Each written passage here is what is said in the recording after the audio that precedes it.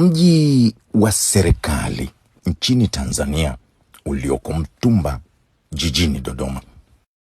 Mtumba ni kitovu cha maendeleo ya kisasa nchini Tanzania, hasa baada ya kuanzishwa kwa mji wa serikali kufuatia uamuzi wa kuhamisha makao makuu ya nchi kutoka Dar es Salaam kwenda Dodoma.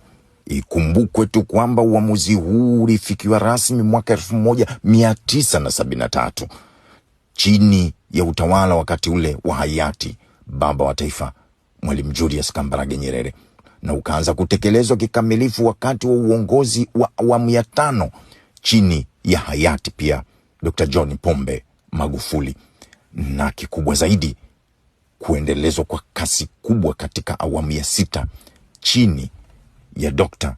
Raisi Samia Suluhu Hassan.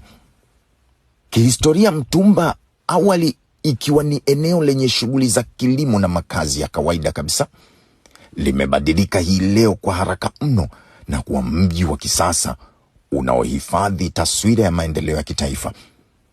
Mji huu umebuniwa mahususi kuwa kitovu cha utawala, ukiwa na miundombinu bora zaidi inayowezesha shughuli za serikali kufanyika kwa ufanisi. Ujenzi wa mji huu wa serikali ulihusisha ofisi za wizara